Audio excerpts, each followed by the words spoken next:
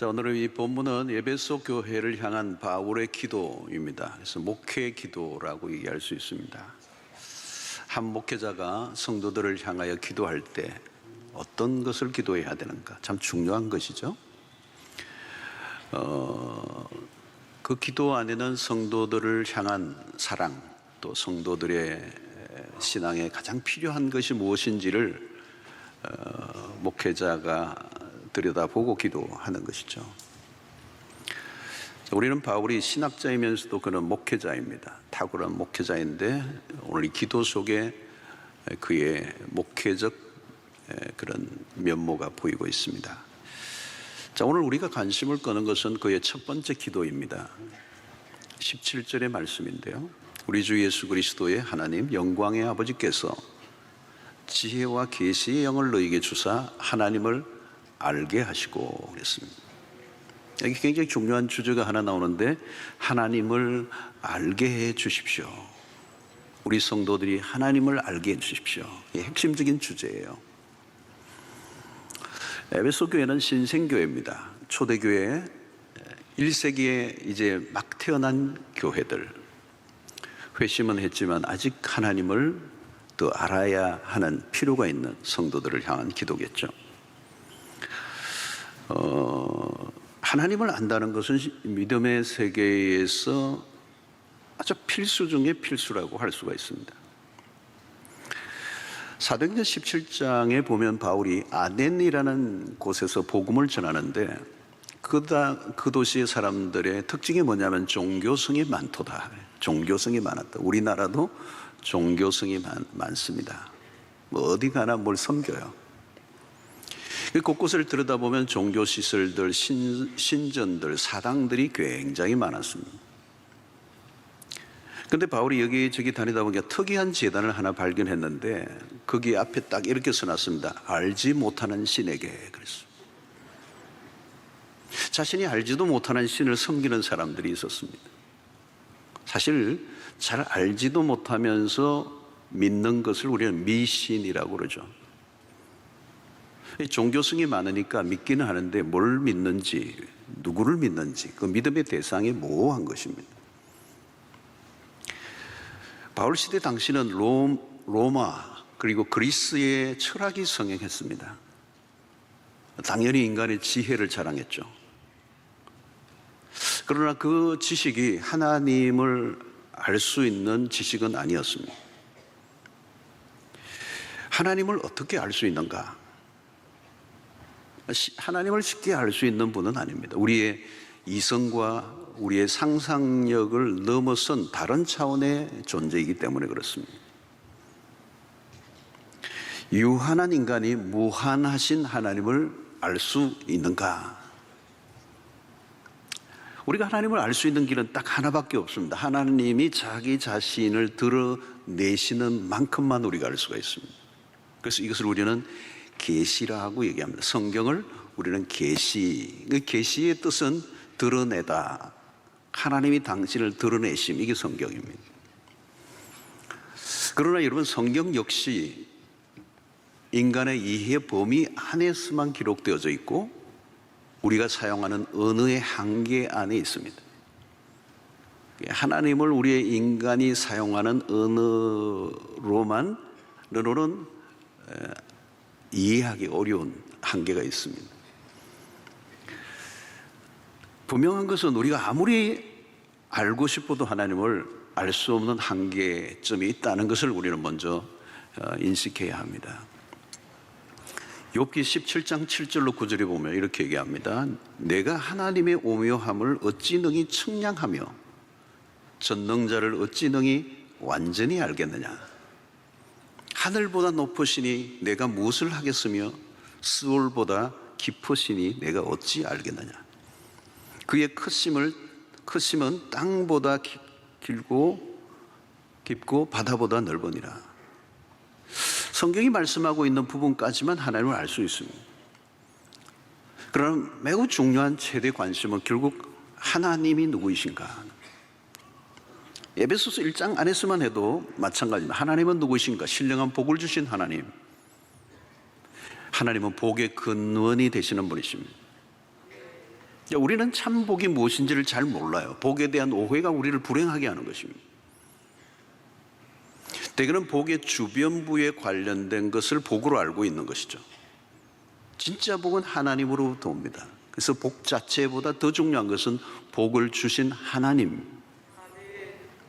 복을 주신 하나님을 알아야 복이 이해가 되고 그 복이 이해되어야 복된 삶을 살 수가 있습니다. 여러분들은 하나님을 잘 알고 믿고 있습니까? 하나님은 여러분들에게 어떤 분이십니까? 신앙의 자람이라고 하는 것은 결국 하나님을 아는 지식의 자라감과 직결됩니다. 여기에서 그러면 하나님을 안다는 것은 무엇을 말할까요? 오늘 성경에서 말씀을 하는 하나님을 안다는 것은 단순한 지식적인 알을 말하지 않습니다. 어떤 정보나 팩트를 아는 것만으로 안다고 할 수는 없습니다. 제가 미국의 바이든 대통령이 누구인지를 좀 압니다. 그는 41년생 11월 20일생이더라고요. 41년 11월 20일생. 미국의 46대 대통령이고 그는 아일랜드계 미국인입니다. 그의 현재 아내는 질 바이든인데 두 번째 아내입니다. 첫 번째 아내는 교통사고로 일찍이 죽었죠. 시시콜콜한 것도 좀 압니다. 그의 입맛. 아이스크림을 좋아하고 얼마 전에는 전화로 직접 햄버거 가게에 주문을 했다고 알려지기도 했습니다. 자, 이런 정보들은 구글이나 네이버를 치면 금방 나옵니다.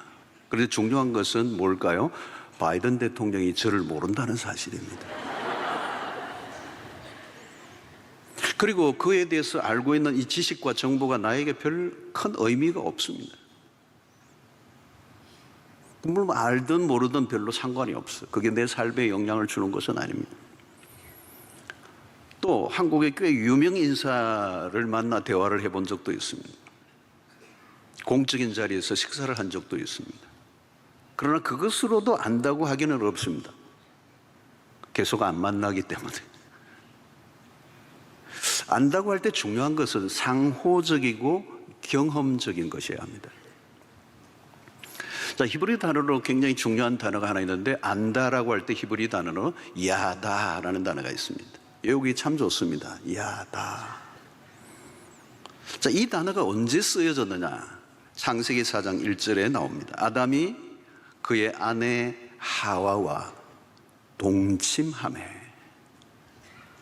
이 단어입니다. 동침하매. 하와가 임신하여 가인을 낳고 이르되 내가 여호와로 말미암아 득남하였다니라. 여기 동침하매라는 단어는 같은 침대에 누웠다는 말이 아닙니다. 그런 말로만 해석하면 현대사회에서 매우 이 성도덕이 무너진 시대 속에서 이 단어는 굉장히 오용되어 있습니다.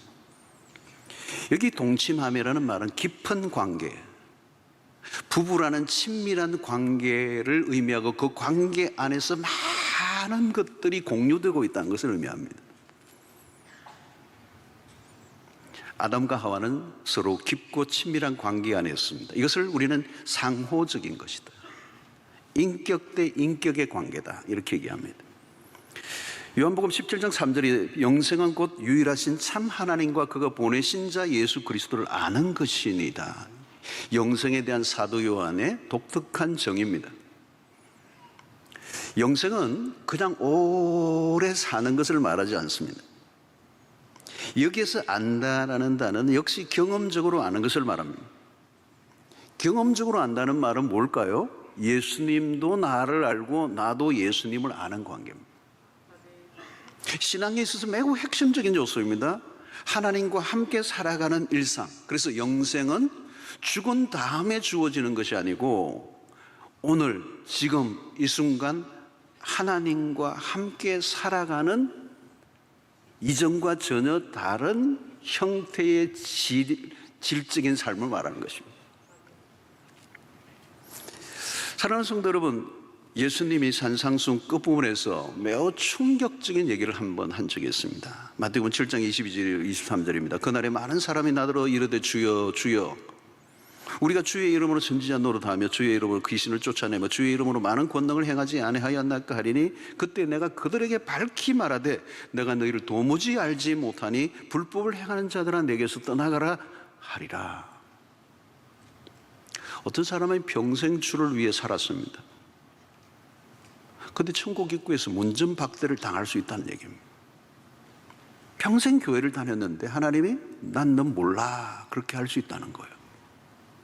일평생 교회 봉사도 하고 선교도 하고 별별 일에 헌금도 많이 하고 근데 난 넌 몰라. 하나님 내가 수영록에 몇 년도부터 몇 년도까지 열심히 다녔습니다. 줄 성수했으면 안 빠졌습니다. 봉사도 했습니다. 교사도 했습니다. 성가도 했습니다. 주보도 모아놨습니다. 현금 내역서도 있습니다. 단기 선교 때 찍은 사진 보여드릴까요? 난 넌 모른다. 여러분 중요한 것은 우리가 질문이 이거예요. 나는 과연 하나님을 진정으로 알고 있는가? 또 하나, 하나님은 과연 나를 알고 계실까? 여러분 하나님을 아는 것과 하나님에 대해서 아는 것은 다릅니다. 하나님 그분을 아는 것과 그분에 대해서 아는 것은 전혀 다른 것입니다. 하나님에 대한 지식이 쌓이는 것과 하나님을 알아가는 것이 쌓이는 것은 다른 것입니다. 고린도전서 8장 2절로 3절에 이렇게 합니다. 만일 누구든지 무엇을 아는 줄로 생각하면 아직도 마땅히 알 것을 알지 못하는 것이요 또 누구든지 하나님을 사랑하면 그 사람은 하나님도 알아주시느니라. 여기서 바울은 알과 사랑을 지금 연결하고 있습니다. 관계에 있어서 중요한 것은 사랑입니다. 사랑의 관계는 다르죠. 사랑하는 사이는 그냥 아는 관계를 넘어섭니다. 서로의 정보를 교환하는 수준을 넘어서는 거죠. 모든 걸 함께 합니다. 나는 하나님을 사랑하는가? 그리고 하나님에 대해서 사랑의 고백을 해본 적이 있는가? 여러분 사랑은 깊은 것입니다. 사랑은 강력한 것입니다. 사랑하는 관계는 숨길 수가 없습니다. 그래서 오늘 이 관계는 매우 상호적이고 인격적인 친밀함을 의미하는 알을 지금 강조하고 있는 것입니다. 만약에 그것이 없다면 결국은 하나의 지식적 알무로 끝나고 마는 것입니다.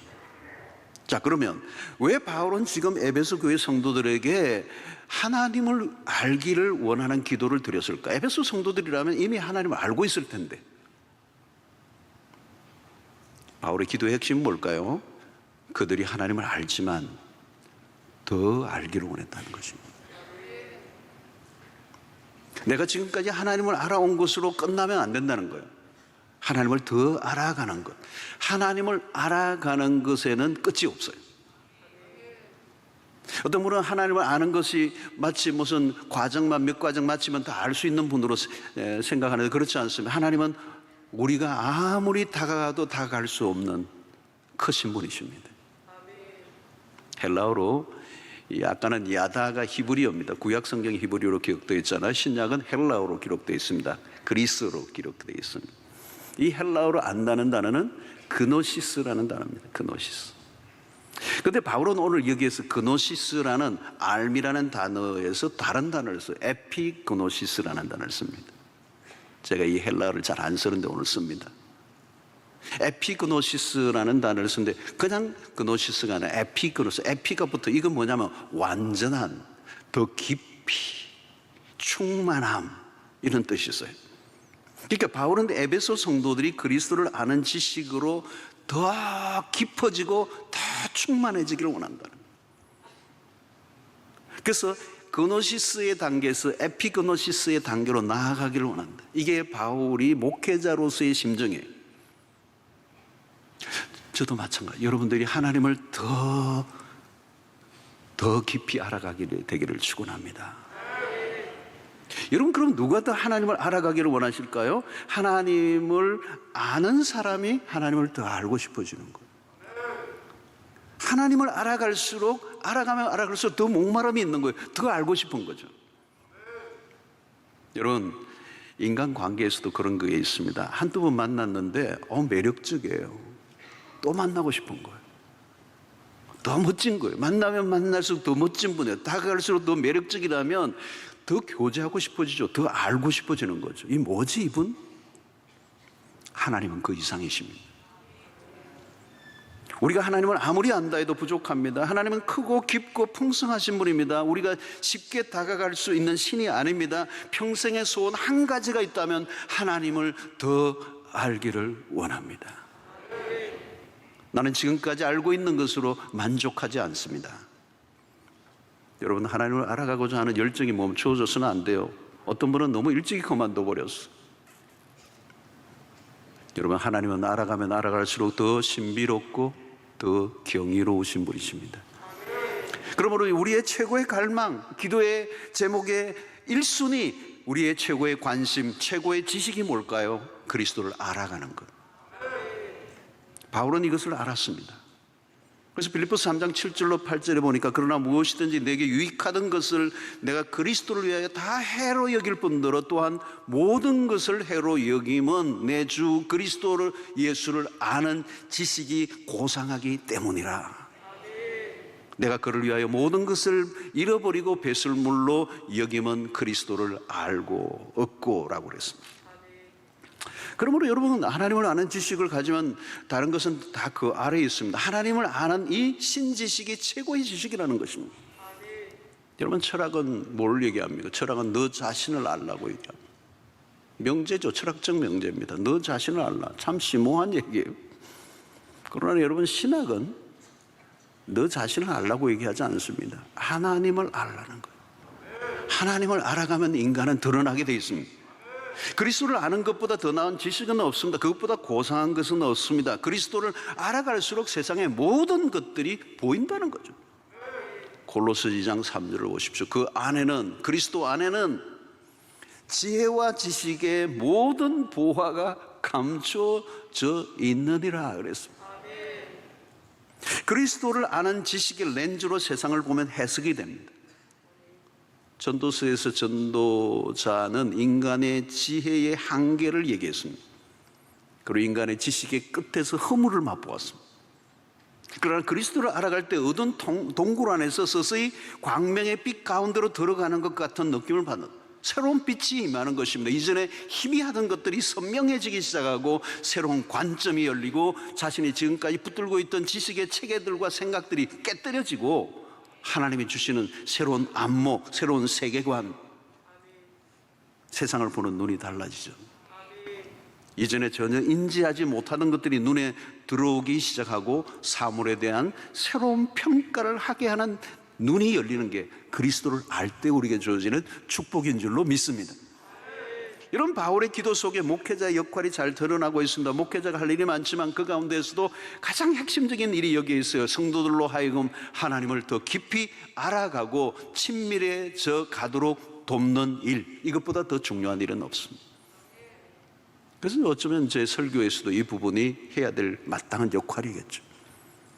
성도들로 하여금 하나님에게로 이끌어가는 것, 하나님에게 더 가까워져 가고 하나님을 더 친밀해져 가도록 하는 일이 목회의 핵심 중에 핵심일 것입니다.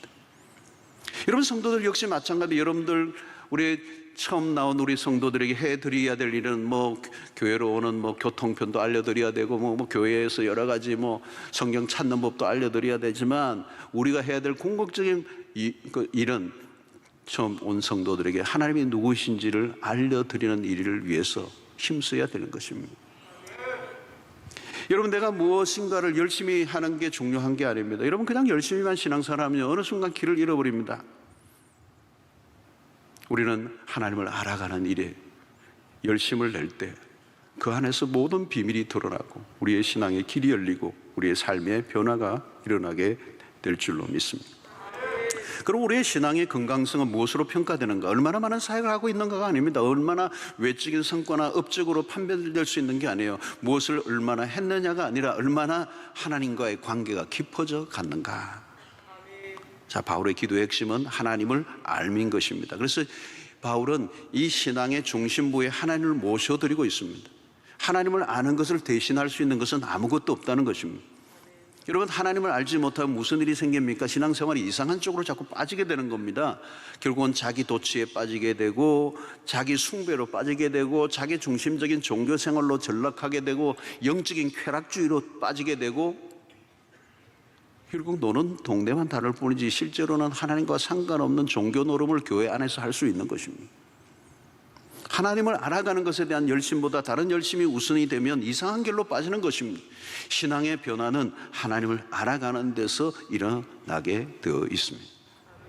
사랑하는 성도 여러분, 우리가 성경을 읽을 때도 초점이 무엇입니까? 하나님에 대한 관심입니다. 많이 읽는 게 목표가 아니라, 지식의 습득이 목적이 아니라, 설교를 들을 때도 핵심은 하나님을 더 알아가는 일에 초점을 맞출 수 있게 되기를 바랍니다. 자, 그러면 하나님을 어떻게 알 수 있는가? 그 알아가는 길을 우리에게 알려주는데 첫 번째는 성령의 도우심입니다. 오늘 17절의 말씀을 다시 보겠습니다. 우리 주 예수 그리스도의 하나님, 영광의 아버지께서 지혜와 계시의 영을 너희에게 주사 하나님을 알게 하시고. 여기 중요한 것은 지혜와 계시의 영입니다. 하나님이 지혜와 계시의 영을 주셔야 하나님을 알 수 있다는 것입니다. 쉽게 표현하면 이거예요. 하나님을 알려고 하면 하나님의 도우심이 필요하다는 거예요. 여기서 지혜와 계시라고 할 때 이 지혜는 하늘로부터 오는 것입니다. 세상적인 지식이 아닙니다. 하늘로부터 온 지혜, 하늘로부터 온 것이라야 하나님을 알 수 있는 것입니다. 그러면 계시란 뭐냐? 계시는 아까도 얘기했지만 하나님이 드러내셨다라는 뜻입니다. 드러내셨다, 오픈하셨다는 겁니다. 그런데 이것은 그냥 정보만 주신 것을 말하지 않습니다. 하나님이 당신 자신을 보여주셨다는 겁니다. 이것이 요한복음 1장에 말씀이 육신이 되어 우리 가운데 거하신 성육신 사건입니다. 우리에게 보여주신 겁니다. 하나님이 영으로만 계신 분이 아니고 선지자에게로부터 얘기되었던 그분이 오신 거예요. 육체로. 모든 사람이 보게 하신 겁니다. 시청각적으로. 성경이 우리의 눈을 열어주셔서 이제 그 하나님을 볼 수 있게 하셨다는 거예요. 캄캄한 밤에 깜깜해서 아무것도 보이지 않는데 어떤 불을 탁 켰을 때 보이는 것처럼 우리의 마음 안에 그런 역사가 일어났다는 겁니다. 이전에는 우리의 마음 안이 캄캄해서 아무것도 알 수가 없었습니다. 그런데 빛이 임한 거예요. 그래서 뭔가를 보게 하신 겁니다. 이걸 가르쳐서 우리는 뭐라고 표현하는가 하면 성령의 조명이라고 얘기합니다. 성령이 밝혀주셨다는 겁니다. 그래서 보이게 됐는데 뭐가 보여? 하나님이 보이게 된 것입니다. 성령의 도우심이 없으면 하나님을 알려고 하는 우리의 모든 시도는 의미가 없어지는 것입니다. 인간의 지혜로는 도달할 수 없는 영역, 평생 성경을 연구한다 할지라도 초입에 불과한 것입니다. 지식의 수준의 문제가 아니라 성령의 은혜가 필요한 것입니다. 자, 바울이 기도하는 이유가 여기입니다. 하나님을 알려면 성령의 도우심이 필요하다. 그래서 고린도전서 2장 10절로 11절 보십시오. 오직 하나님이 성령으로 이것을 우리에게 보이셨으니 성령은 모든 것 곧 하나님의 깊은 것까지도 통달하시느니라. 사람의 일을 사람의 속에 있는 영 외에 누가 알리요? 이와 같이 하나님의 일도 하나님의 영 외에는 아무도 알지 못하느니라. 하나님의 영이 임하셔야 합니다. 그러면 존재 전체가 눈을 뜨게 되는 것입니다. 존재 전체가 깨어나는 것입니다. 성령이 임하시면 우리의 생각과 우리의 고정관념이 깨어집니다. 자기가 알고 있는 세계에서 빠져나오게 됩니다. 우리는 그것을 깨달음이라고 얘기합니다. 이전에 전혀 안 보이던 것이 보이기 시작합니다. 가장 중요한 눈뜸은 곧 하나님이 보이는 것입니다. 내가 존재하고 있는 것이 하나님 때문이고 그 하나님이 아니면 내가 지금 살아 있을 수조차도 없다라고 하는 이 깨달음, 그 깨달음은 곧 확신으로 오게 되고 그 확신이 깊어지면 신뢰가 되고 그 신뢰가 결국은 순종하게 만드는 것입니다. 성령께서 여러분들의 마음의 문을 열어주시기를 바랍니다. 특별히 말씀을 가까이하시고 성경을 묵상할 때 성령이 눈을 열어주셔서 하나님을 보는 은혜가 있기를 축원합니다. 둘째는 하나님과의 교제입니다. 교제의 시간이 절대적으로 필요하죠. 여러분, 좋은 관계 속에 있는 사람들은 함께 시간을 가지는 걸 즐거워합니다. 대화하는 걸 즐거워합니다. 서로 떨어져 있을 때도 계속해서 문자를 주고받습니다. 그리스도와 함께 보내는 시간이 절대적으로 필요해요. 주님과 함께하는 시간을 얼마나 가지느냐. 신앙이 깊어진다는 것은 하나님과 교제하는 시간이 많다는 뜻을 의미합니다. 얼마나 주님과 교제 가운데 살아왔는가. 하나님과의 교제가 깊어질수록 하나님과 친밀해지고 그 친밀함이 하나님과 우리의 사이에서 만들어지는 그런 은혜로 나타나는 것입니다. 여러분, 신앙의 위기는 언제 옵니까? 하나님과의 관계가 약해질 때입니다. 하나님의 임재 안에서 살아가는 법을 배워가야 합니다. 주일 한 번만의 예배로는 만족할 수 없습니다. 그래서 우리는 길을 걸을 때도 일을 할 때도 운전할 때도 주님의 임재 안에서 즐거워하는 법을 배워가게 되는 것이죠. 그래서 말씀과 기도는 하나님을 알아가는 중요한 통로입니다. 그리고 주님과 대화를 하고 주님의 음성을 기다리는 훈련을 하는 것. 그래서 우리는 하나님과 함께하는 시간의 축적이 결국 신앙이요. 그 세월이 쌓일 때 우리는 하나님을 더 가까이 만나며 그분 안에서 즐거워할 때 우리의 교제가 깊어지고 하나님을 더 알아가는 은혜가 있게 될 줄로 믿습니다. 셋째는 하나님을 경험하는 것입니다. 하나님과의 개인적인 경험이 중요해요. 아까 지식적인 알미 아니라고 그랬습니다. 인격 대 인격의 만남, 1대1의 만남. 하나님은 우리를 사물로 대하지 않습니다. 하나님이 나를 개인적으로 대하십니다. 우리는 개인적으로 하나님을 만나는 것입니다. 여러분, 여호와의 선하심을 맛보아 할지어다. 맛본다라는 표현이 굉장히 중요한 거죠. 실제적인 것입니다. 하나님을 안다, 그분을 맛본다. 요즘 아이들이 좋아하는 베스킨 라빈스 아이스크림 중에서도 아이스 허니 버터 아몬드, 이 맛을 아는 사람은 압니다. 근데 지금 뭔 얘긴고 하시는 분은 맛을 안 본 사람입니다. 맛을 본 사람은 설명이 쉽습니다. 그리고 맛을 본 사람들끼리는 알제 이러죠. 알아요. 말 안 해도 알아요. 그 맛. 여러분, 하나님을 안다는 것은 맛보는 것과 같아요. 하나님의 선하심을 맛보아 할지어다. 맛본 사람의 설명은 달라요. 맛보고 설명하는 사람은 추상적으로 설명하지 않습니다. 정보만 교환하고 끝난다면 그것은 경험한 게 아니에요. 사랑은 이론이 아니고 경험인 것처럼. 그래서 G.K. 체스터는 이런 얘기예요. 신앙을 이론으로 보지 말고 연애로 보라는 거예요. 하나님과 사랑에 빠져보라는 것입니다. 신앙은요, 연애와 비슷해요. 너무 오래되신 분들은 감이 안 오실지도 모르겠어요. 갈수록 빠져들어가는 거예요. 중요한 것은 더 깊이 알아가는 것입니다. 하나님과 나만이 아는 비밀이 쌓여져 가는 거예요. 그래서 간증은 특별한 사람들만의 이야기가 아닙니다. 하나님과 함께하는 일상이라면 우리의 삶 속에는 수없이 할 얘기가 있어요. 그 하나님은 어떤 분입니까? 지금 살아계신 하나님. 인격적으로 나와 함께 하시는 하나님과 일상을 살아간다면 내 삶은 스토리가 많은 거예요. 여러분, 성경에는 하나님에 대한 이름이, 다양한 이름이 나옵니다. 그것은 하나님이 수시로 바뀌는 분이라는 얘기가 아니에요. 사람에 따라 경험한 하나님이 다르다는 것입니다. 아브라함이 만난 하나님이 있죠. 처음 만나면 어색하고 서툴고 실수를 합니다. 그러나 하나님과의 경험이 쌓여가면서 그런 신앙이 깊어져 가죠. 하나님이 누구인가를 알았기 때문에 모리아에서 자기의 100세에 낳은 아들 이삭을 제단에 바치라고 할 때 기꺼이 순종합니다. 이때는 여러분, 아브라함은 하나님이 누구인가를 알아요. 완전히 알고 있는 거죠. 그때 그는 여호와 이레의 하나님을 만납니다. 여호와께서 미리 준비하심, 이삭을 대신하여 순양을 준비해 놓으셨어요. 하나님이. 아브라함은 하나님이 미리 준비하신다는 걸 온몸으로 생생하게 느꼈어요. 왜냐하면 하나님이 미리 준비하지 않으셨다면 자기 100세 낳은 이 이삭은 죽어야 돼요. 칼을 밀었잖아요. 각을 떠야 돼요. 죽여야 돼요. 근데 그 순간에 하나님이 스탑하시고 숫양을 대신하여 죽게 하신 거거든요. 여러분, 하나님이 예비해 놓으셨다는 게 이게 온몸으로 전율하듯이 느끼는 경험이었어요. 여호와 이레, 이론이 아닙니다. 경험한 하나님.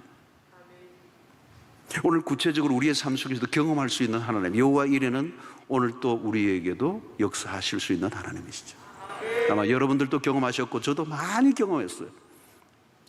여러분, 야곱이 야복날에서 하나님을 뜨겁게 만납니다. 야곱이 경험한 하나님이 어디 있습니까? 그는 자기중심적으로 끊임없이 자기 힘만 믿고 살던 그런 어느 순간 야복나루에서 결정적으로 하나님을 만나게 되고 결국 그는 야곱에서 이스라엘로 바뀝니다. 이스라엘의 하나님은 야곱의 하나님과 다르죠. 여러분, 다윗이 경험한 하나님이 따로 있습니다. 다윗은 10편에서 다양하게 고백하죠. 여호와는 나의 목자시요, 여호와는 나의 반석이시요, 나의 피난처시요, 요새시요, 성루시요. 여러분, 그 하나하나는 다윗이 경험한 하나님이십니다.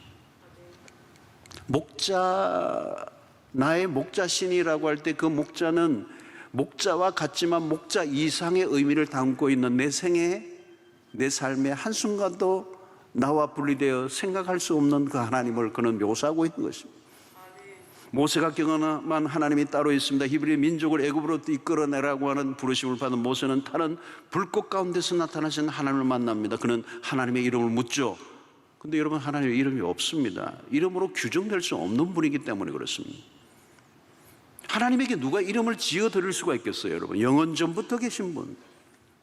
근데 하나님에게 모세가 자꾸 하나님 이름 당신이 누구냐고 그러니까 하나님이 대답을 하세요. 나는 여호와라. 영어로는 I am who I am이에요. 나야, 그냥 나야. 여러분, 명함에 나야 이러면 어떻게 되죠? 영원히 홀로 자존하실 뿐만 아니라 완전하신 분. 뭐 번역하면 그렇게 돼요. 그러나 그 이상의 의미를 갖고 계신 분. 모세는 그 하나님을 믿고 애굽의 바로에게로 갑니다. 사랑하는 성도 여러분, 나에게 하나님은 어떤 분입니까? 나만이 만난 하나님. 그 하나님은 한두 가지의 모습으로만 우리에게 당신을 드러내시는 분이 아닙니다. 광야에 길을 내시기도 하고 사막에 광을 내시기도 하시는 하나님. 하나님을 경험해 가는 것은 책으로만 되는 게 아니에요. 우리의 삶의 전 영역에서. 여러분, 신앙에 생명력이 없다면 그것은 내가 만난 하나님이 없기 때문입니다. 기독교는 철학이나 사상이 아닙니다. 하나님은 관념적인 신이 아닙니다. 매일 매순간 구체적으로 경험함으로 알아갈 수 있는 인격적인 하나님이십니다. 사랑의 하나님은 이론이나 교리가 아닙니다. 하나님의 사랑을 실제로 경험해 가면 그 사랑의 크기와 길이와 높이와 깊이가 어떠한 것을 알아갈 때 그것이 바로 우리의 신앙의 묘미가 되는 것입니다. 사랑하는 성도 여러분, 중요한 것은 하나님을 알기 위한 속성과는 없습니다. 일평생에 걸친 작업입니다. 우리가 빨리빨리의 문화 속에 살고 있지만 우리는 한두해 양육훈련 받았다고 하나님을 다 안 것이 아닙니다. 하나님을 알아가는 여행은 일평생의 작업이에요. 한 번은 한라산을 등반한 적이 있습니다. 멀리서 볼 때 그렇게 높지 않았습니다. 그래서 다른 분들을 좀 부추겨서 한번 가자. 그래서 등반을 하고자 성탄나기라는 곳에 도착을 했는데 그때만 해도 자신감이 넘쳤습니다. 왜냐하면 한 걸음에 달려갈 것 같은 높이였습니다. 그런데 올라갈수록 만만하게 본 것이 착각이었다는 걸 깨닫게 되었어요. 그날 함께 한 분들이 스틱과 물과 점심, 간식 준비해 오지 않았다면 조난당할 뻔했습니다. 하나님을 알아가는 여행도 마찬가지예요. 에베레스트와 같은 높은 산은 결코 혼자의 힘만으로는 등반할 수가 없어요. 하나님을 알아가는 것은 에베레스트의 최고봉을 오르는 것 이상입니다. 높은 산을 오르다가 도중에 포기한 사람들이 많아요. 추락사도 일어납니다. 성도 여러분, 신앙은 하나님을 알아가는 여행입니다. 신앙의 여정에는 다양한 일들이 일어납니다. 자칫하면 도중 하차할 수 있습니다. 신앙의 길에서 한순간 의심의 구름이 몰려올 수 있습니다. 시련의 바람이 몰아닥칠 수도 있습니다. 때로는 영혼의 어두운 밤을 통과하기도 합니다. 욥에게 시련의 바람이 불어닥쳤습니다. 믿음이 좋은 사람이었습니다. 시련의 혹독한 바람이 불어옵니다. 그런데 여러분, 닥친 고난보다 더 무서운 것은 하나님의 침묵입니다. 고통의 골짜기를 지나는데 하나님이 보이지 않아요. 하나님, 그분은 누구이신가? 하나님은 왜 나에게 이 고난을, 그리고 이 고통이 언제까지 진행될 것인지 불러도 대답이 없습니다. 욥은 하나님을 잘 안다고 생각하였습니다. 그런데 고통 가운데서 그런 하나님이 누구이신지를 잘 몰랐다는 것을 깨닫게 됩니다.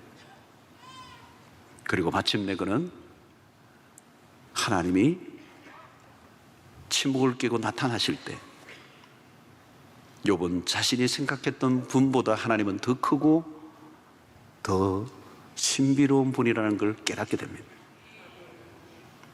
그리고 그 앞에 항복하게 되고 하나님을 귀로만 듣다가 눈으로 목격하는 이 구체적인 만남 속에 그의 고난이 해석되기 시작하고 고통의 터널을 통과하게 됩니다. 사랑하는 성도 여러분, 우리는 하나님을 알아가는 여행에 들어와 있습니다. 우리는 우리의 힘만으로는 하나님을 알기가 어렵습니다.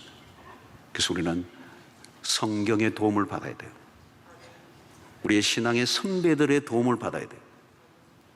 그리고 목회자들이나 신학자들의 책을 통해서도 도움을 받아야 돼요. 저는 지금도 계속 그 도움을 받고 있습니다. 하나님을 알아가는 일에 우리의 겸손한 마음이 필요합니다. 성도 여러분, 우리의 신앙의 목표는 분명해졌습니다. 그것은 뭐냐? 하나님을 알아가는 것. 하나님을 더 깊이 구체적으로 경험해 가는 것. 하나님을 알아가는 만큼 우리의 신앙의 눈이 뜨여질 것입니다. 하나님을 알아갈수록 우리가 얼마나 모자란 자들이고 하나님이 얼마나 크신 분인가를 알게 될 것입니다. 하나님을 알지 못하고는 우리는 제대로 살 수 있는 길이 없어요. 신앙이란 눈을 뜬 만큼만 깊어지는 것입니다. 그리스도를 아는 지식에 살아가는 것만큼 우리의 신앙과 삶은 풍성해질 것이며 하나님을 알아가면 알아갈수록 우리는 요동치 않는 믿음을 가지게 되는 것입니다. 베드로서 3장 18절에 오직 우리 주 곧 구주 예수 그리스도의 은혜와 그를 아는 지식에서 자라가라. 영광이 이제와 영원한 날까지 그에게 있을지어다. 여러분, 우리의 신앙의 방향입니다. 하나님을 알아가는 것이 내 일평생의 소원입니다. 여러분, 이것은 우리의 노력으로만 되는 게 아니에요. 성령이 눈을 열어 주셔야 합니다. 그래서 우리가 기도해야 되죠. 우리의 기도의 첫 번째, 오늘 바울의 목회 기도의 첫 번째, 지혜와 계시의 영을 주사. 이 성령의 도우심을 통하여 눈이 열릴 때 하나님을 날마다 알아가는, 그래서 그 알아가면 갈수록 우리의 삶이 더 부유해지고 더 풍성해지고 더 견고해지고 그 안에서 모든 게 다 쏟아져 나오는 비밀이 그 속에 다 감춰져 있는 줄로 믿습니다. 내 평생의 소원, 주님을 알기를 원합니다. 여러분, 우리 찬송을 우리 함께 하면 그 찬송을 불렀으면 좋겠어. 오늘 찬송 한번 준비해 주시고 이 찬송을 저와 함께 한번 불렀으면 좋겠습니다.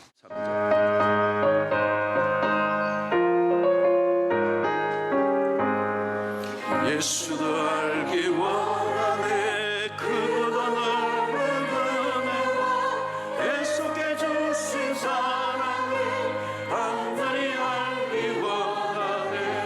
내 평생의 소원, 내 평생의 소원, 애속해 주신 사랑을 간절히 알기 원하네. 성령이 소성되 진리를 가르치시고 거룩한 뜻을 깨달아 예수를 알게 하소서. 내 평생의 소원, 내 평생의 소원, 애속해 주신 사랑을 간절히 알기 원하네. 성령의 감화 받아서 하나님 나를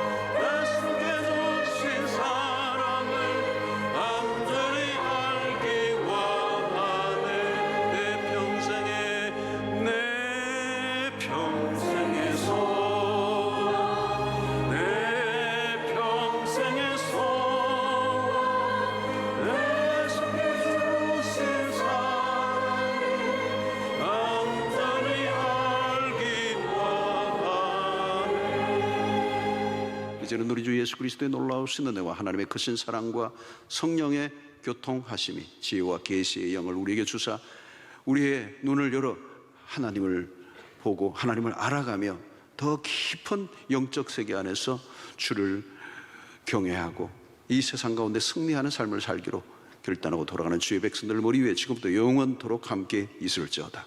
아멘.